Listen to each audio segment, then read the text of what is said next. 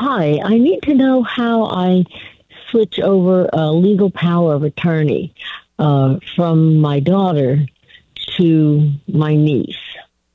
So, Sue, when you do a new power of attorney, typically at the very beginning of that document, it says, I hereby revoke any and all prior powers of attorney. So, in theory, Ah, Sue, just by doing a new power of attorney, you have revoked the old power of attorney. So, you want to make sure that that language is in there. But then you need to be okay. concerned about, well, is your daughter going to be running around continuing to use that old power of attorney? And that's kind of a different conversation. Okay, what do I do about that? Well, Sue, for your daughter or your new agent to transact business with a financial power of attorney, the institutions, banks, etc., they want to see the original. So does your daughter, we know that in your old power of attorney, you appointed her as your agent. Does she have the original of that power of attorney? Or do you? Or do you have it? That's a good question. I'm not sure. Okay. Well, if she has it, then in the perfect world, you're getting it back and you're destroying it. Correct. Okay, so what I would do is I would say I need the original back. You Hmm. need the original back. Exactly. Yes. Okay, okay, okay. Now, what if she says I don't have it, or uh, I don't know where it is? What do I do about that? Okay, so Sue, there are extreme cases out there where your daughter has gone sideways. You're concerned about your daughter using your financial power of attorney to transact business on your behalf, steal money from you, etc. And you say, Tom, what do I do? What can we do? Sue, sometimes it requires that you close all your bank accounts and move them into another bank where she would have no idea where to look for your money.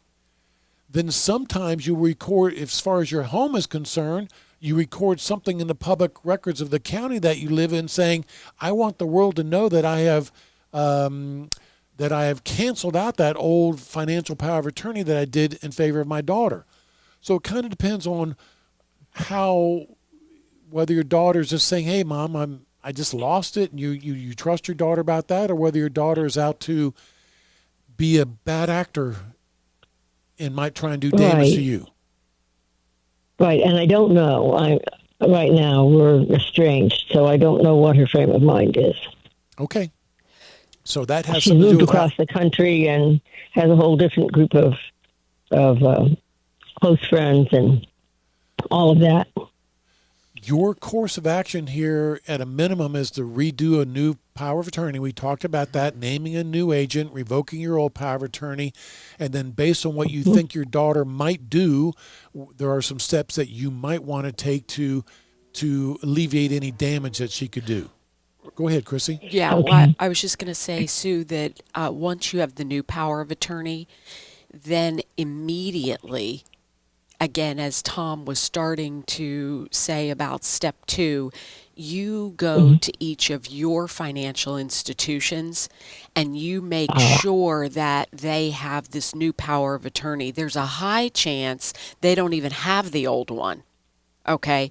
So, okay. yes, although she could go in on that old one, if you're going in with the new power of attorney and you are Sue and you're giving that to them, there's a high Mm-hmm. chance that you could probably keep those accounts because now you've gone in and you're doing all the next steps that they require with this new power of attorney. Chrissy, I think that that Okay. is And then, excellent advice. Thank you for that. Hmm. So the point is that Sue can keep her accounts where they are. Just Correct. go down to your bank and make Correct. sure they have a copy of this new power of attorney. And then if the daughter Well, shows up with the old power of attorney, mhm. they're going to say, no, not going to work. Well, here's why I feel even better too about Sue doing that because it's not just a matter of the institution, whether Sue you bank at one or 10. You do have to do it with each one of them.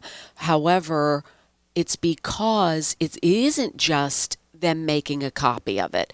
They will typically require everything from in addition to putting it to their legal department, which almost all of them will, Then from there, they will normally from there want a signature of your niece who you're appointing. Sometimes they want to do background checks. So you have to follow those procedures. Those procedures, even though they are challenging, can be challenging at sometimes, they are there for your protection.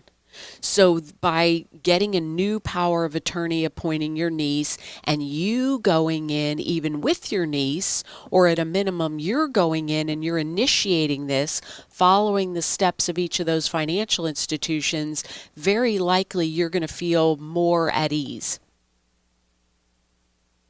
That would help a lot. But can I be sure that they'll check to see if there's something on record Absolutely. about a new power of attorney? You will be able to ask them immediately if they even show record of the prior one.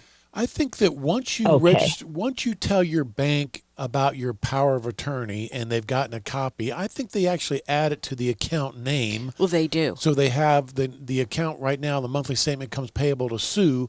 There'd be a drop-down line, Betty power of attorney. Oh, yeah. So it actually becomes part of the title to the bank account. Very likely on most, they will do that. Correct. Okay. And that will also initiate. You'll know. Okay. Thank you, Sue. And if you want some help doing your new power of attorney, you're welcome to call us. We're the Olson Law Group in Orlando. You can call our main number, 407-423-5561.